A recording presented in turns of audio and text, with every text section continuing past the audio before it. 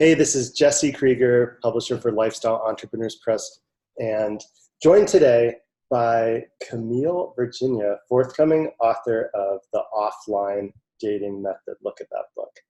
What a beautiful looking book. We're going to talk about Camille's incredible work in marketing and putting together a marketing plan and executing on it. Camille, how you doing? I'm great. Thanks for having me, Jesse. My pleasure. I really appreciate you taking the time to do this for the benefit of other authors that we're publishing and perhaps authors generally. So let's just jump into it. As we're recording this, we're kind of in the midst of the pre-launch for the offline dating method, but maybe you can take us back to when you first started putting together your marketing plan and how you conceived of marketing and releasing the offline dating method, perhaps before we even connected, because for anybody that's watching this that doesn't know, Camille won writing contest in 2018 by virtue of her amazing book proposal, which has now been shared far and wide and was really rich on marketing details. So with that as an introduction, I'll let you take the floor and talk marketing with us. All right. Well, I majored in marketing and I spent multiple years in marketing in the corporate world before starting my business, Master Offline Dating. So I just kind of always have that in the back of my mind, because no matter what business or book you have, you need marketing.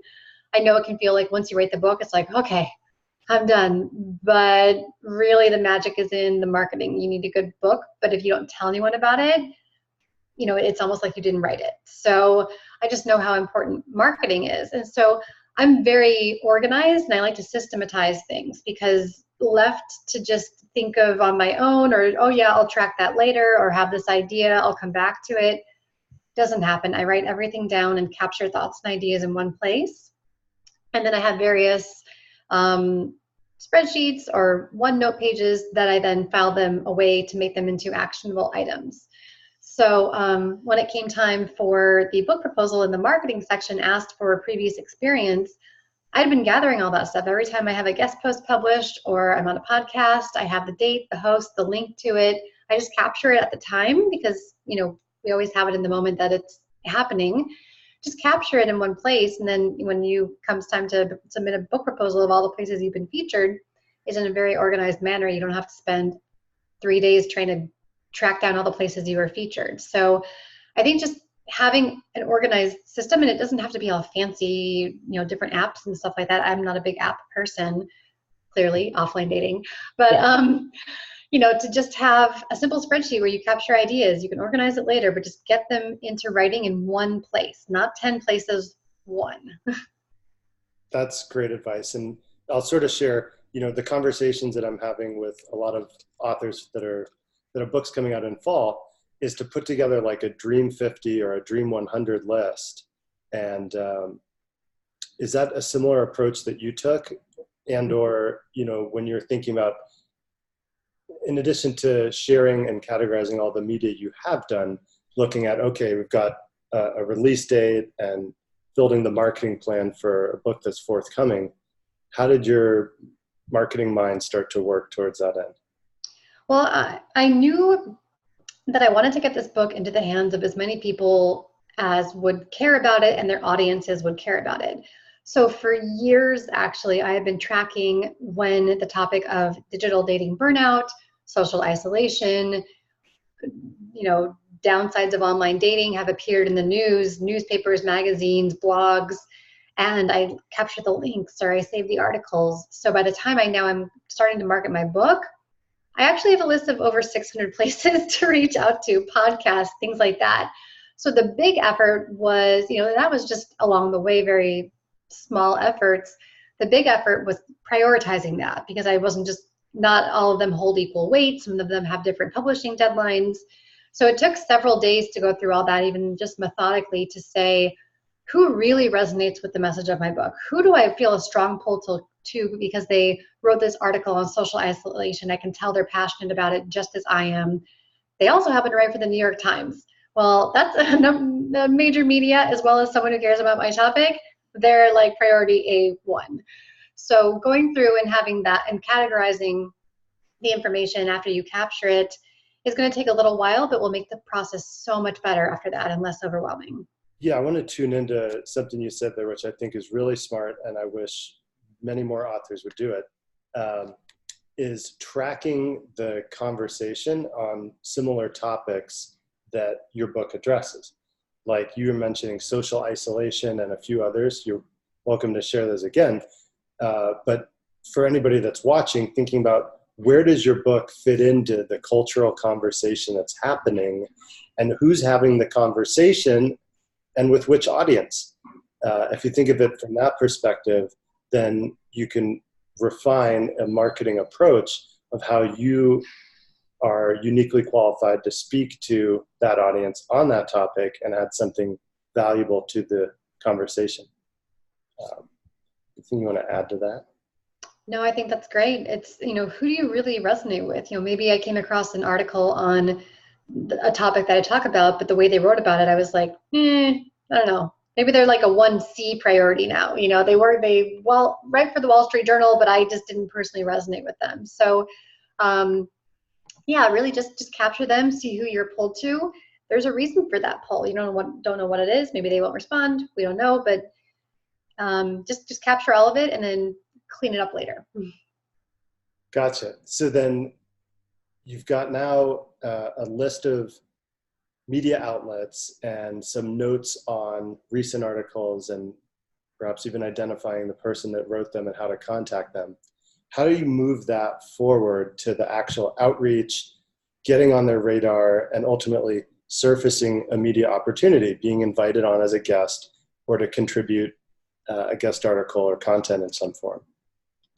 So that's where I'm at right now. And I actually was just talking to a friend right before our call right now on how to do that, because he's gotten some amazing people on his podcast. I was like, how do you do that? So what I just learned, I'm not an expert in this, but is to ask for micro commitments. And so this is not sending an email to an influencer who's very, very busy and saying, hey, attaches my 300-page book. Can you write a review for it? Which was my first inclination of let's get to the point, give them everything they need. Don't do that. They're going to say no. So instead, the first goal of the first outreach to someone like that would be to get a response from them. So immediately give value. Reach out to people who you have been following for a while or their work really resonates with you, and give a couple of specific examples that they can use as testimonials. Then you're giving value. You'll get them to read the rest of the email and then say, hey, I actually wrote a book that I think you would like. Would you like me to send more information on it? Then it's a baby step to, they agree to that. You send more information and an attachment of the book. And it's these baby steps as opposed to, just wrote this book, I think you'll like it. Here's 5,000 things that are amazing, attached as 200 pages to read. Yeah, I definitely want to put a line underneath that. I don't think any author should be sending out their book that hasn't been released yet cold in an initial email. That's just bad form. And you don't want to circulate an unpublished manuscript too, unless somebody specifically asked for it. So, I guess the approach that you and I have talked about, and what's sort of on my mind in terms of doing that outreach in a personalized way that can get a response, is if you just visualize maybe 4 or 5 sentence email, where the first sentence is either I've been a fan of your show for a while, or I've read your blog for a while, and I really like your perspective on, and then fill in the blank from a specific episode or from a specific article. So citing their work and giving them a compliment or saying something that catches their attention relative to something that they've already published. And say, as for myself, I'm the forthcoming author of The Offline Dating Method, comes out September 17th, 2019. I would say it's important to put that release date so people see and know that there's a date and that's not self-published, to be honest. Mm-hmm. And then say something to the effect of, I'd be happy to share a copy of the book with you. And if you were to have me on your show or have me contribute content to add value to your audience, here's 2 or 3 examples of what that could look like. And then literally giving a sample show name or a sample article name, so that you just kind of make it as easy as possible for them to just say yes. Yes, I'd love to check out a copy of your book. Yes, article number 2 that you mentioned there sounds intriguing. Could you write a sample, or could you prepare that for me? and then it respects their time and shows that you're a serious player. So that's my advice. What would you say to that?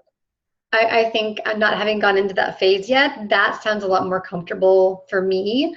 And having it come from the heart. My friend who has the podcast who I just talked to said he'd rather write one quality email like that in 3 hours than send out a boilerplate copy paste template that is not customized to 100 different people. So, I think all the authors that you work with, Jesse, are going to have it come from the heart and kind of maybe need permission like I did to have that be the outreach. It doesn't have to be salesy. If it doesn't feel good, you probably shouldn't send it. Reevaluate it so it's like talking to a friend.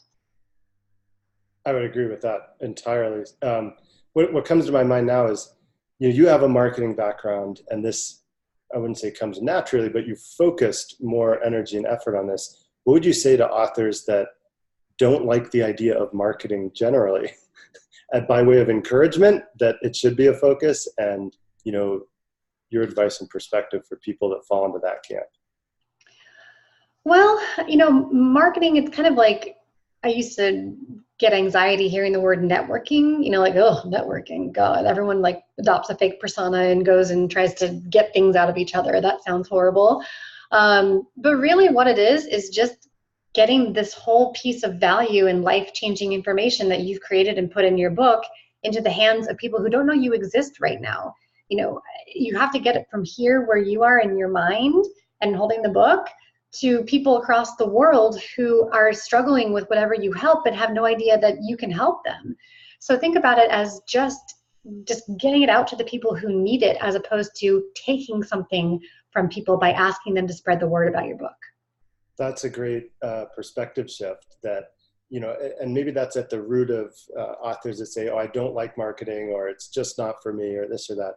If you remove the focus on yourself and how you may or may not feel comfortable with it, put yourself in the shoes of a potential reader, and how could their life be positively impacted by virtue of discovering your book?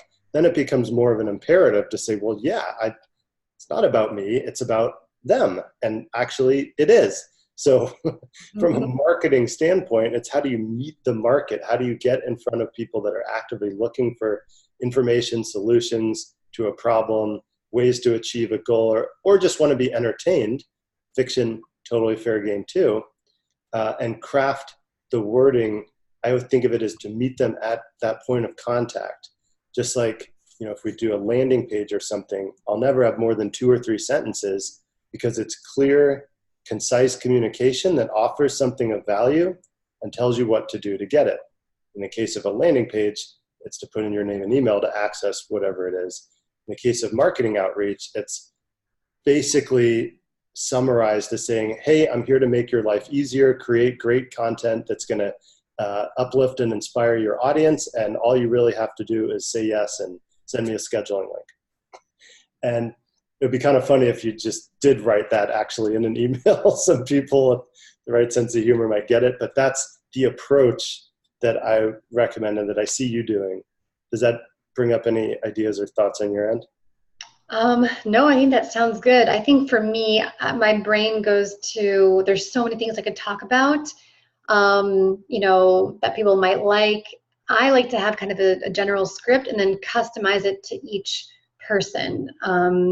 And so, yeah, I think just what you said, kind of having a framework so you're not writing from scratch this email each time to different people. Have a template you feel good with, and then take the time to customize it to each person, so you really, as you hit send, feel good about it and know that, yeah, maybe a little scary, they may not get back to you, they may say it's not a good fit, but that's why you also have to maybe not have 600 places to reach out to like I do, but have several hundred, I would think, or at least 100, so that, when you don't hear back from someone, you're already like, you're 20 people past them onto down your list, and it's not a big deal. Yeah, I love what you're saying there. And I think it is a numbers game, even though we're talking about a personalized approach that for each individual email you send is going to be somewhat unique, can be semi-templated, but it is a numbers game. And so I guess my encouragement there is, don't let any lack of response or any scheduling issue, don't take it personally. Because most of the time, the bigger the show or the bigger the media outlet that you're reaching out to is just the more demands on their time and the more people that want to be on there. So, it's not personal, but having a larger outreach list, I think by definition will surface many more opportunities, and then just focus the majority of your effort on doing really well on those. And one hack that I used when my book came out and I started to get on podcasts, have the interview, just focus on delivering as much value as possible. When it's over, you stop recording, then chat with that host for as long as you can, but at least a couple minutes, because it's fresh in your mind. If they say, oh, that was really great, thanks for that interview, that's the prime opportunity to ask for an introduction of one or two other show hosts or other media hosts, and see if they can make that introduction right then. So then you actually expand the scope of what a booked interview is once you start booking these things to the interview itself, and then pre-roll and post-roll. So you'll probably chat for a little bit before you hit record. That's natural. But when it's over, don't just hang up and go to your next thing, because that's probably the most mind share you'll have from that person, maybe ever, unless you come back and do another. So if you can strike when the iron's hot, you can get some major momentum with minimal extra effort. And who doesn't want that? I think that's a great tip. I'm going to start using that. I'm glad I haven't done too many podcasts yet for the book, because I'm totally going to do that. Yeah, I'm glad we're having this call now. Me too. What was I going to say? Do you have, can you say a verbatim script as an example of how that conversation would go, to ask them to do it in the moment, or just? Yeah, sure. So let's say we just wrapped up and you just interviewed me. Great podcast, Jesse. Thanks for coming on. Yay. I really enjoyed it. So glad that you liked it too. We really got to share some valuable insight for authors and talk about marketing. Look, do you just have another minute or two before we jump into your next call? Absolutely. What have you got? Well, since you mentioned you really enjoyed the interview, I'd really appreciate if you can think of one or two other shows that you think I'd be a great fit for.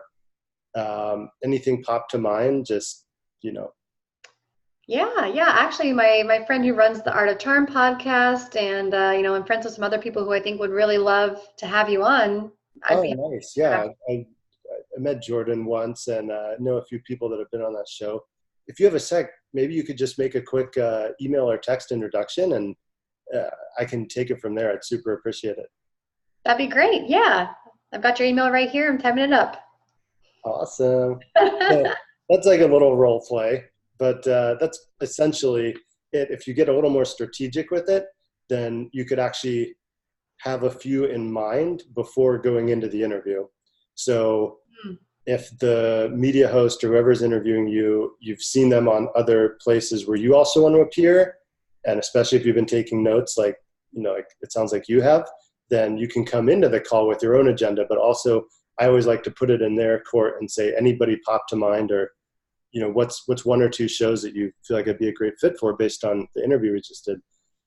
Let them say it first, but then say, oh, by the way, I noticed that you were on this show and I'd really love to be on that. Any chance I could trouble you for a quick intro? And I'll tell you what, I'd be happy to give, some extra value to your audience or give something else away. So it's always this kind of value exchange, because relationship capital is real. And if you're going to introduce me to a larger show host, then hopefully there's something else in it for you other than just being nice, but maybe that works too. Mm-hmm. It's a few of the things that go through my mind when it comes to that stuff.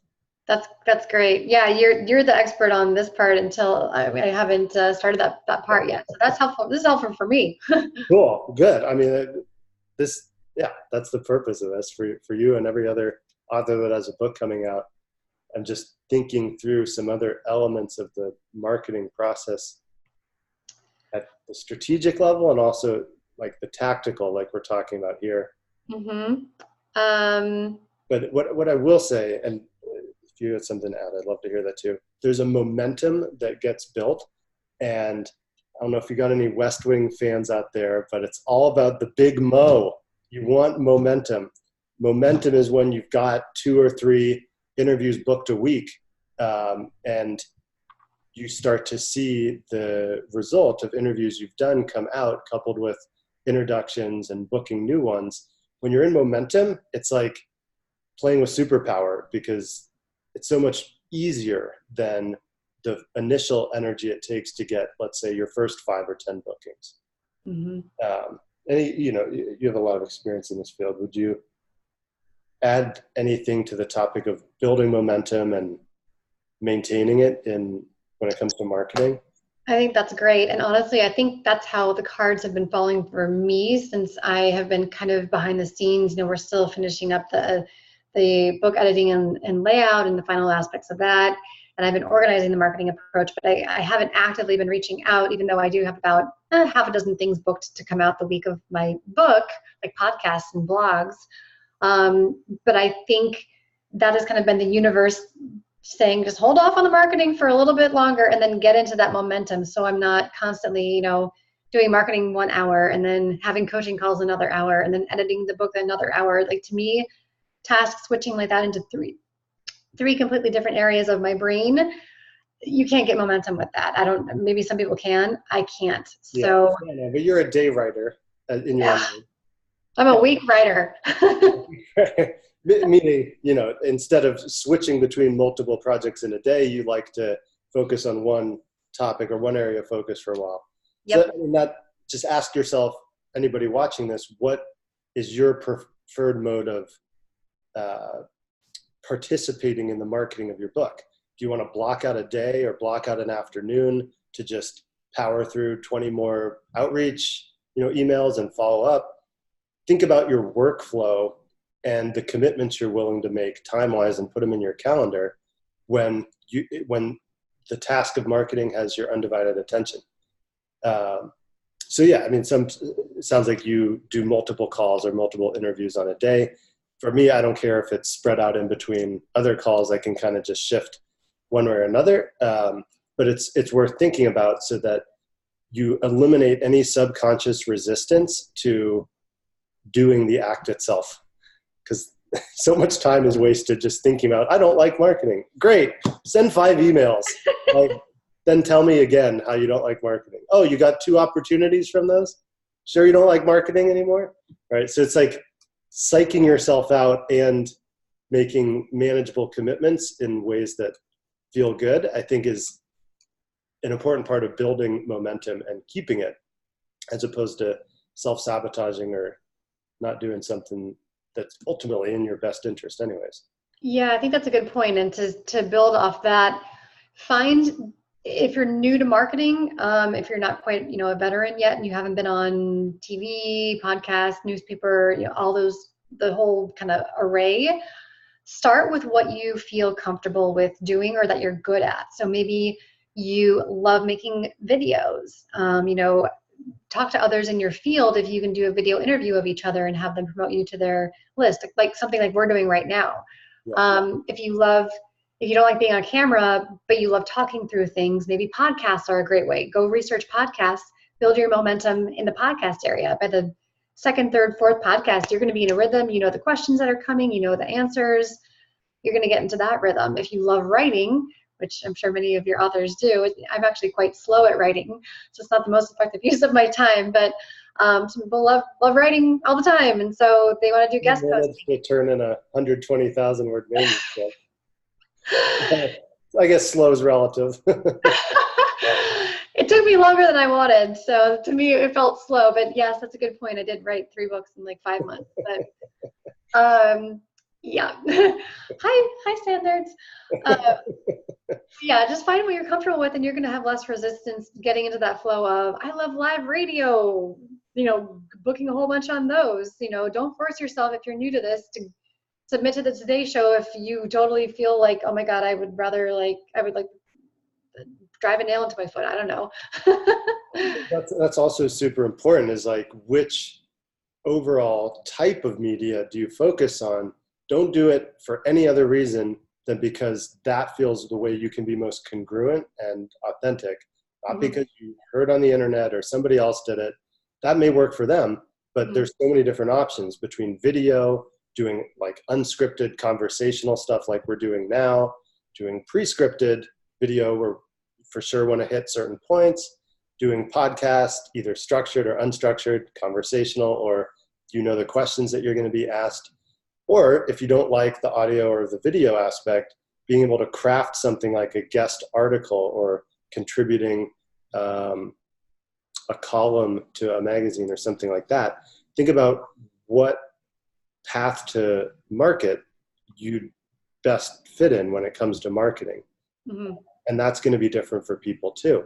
Personally, I'd much rather just get on, have an unscripted video interview and call it a day than sit down and write a 1,000-word article, even if that article would be seen by more people, because that sounds much harder and more time consuming than just getting in flow and talking about something extemporaneously. So what is that for you?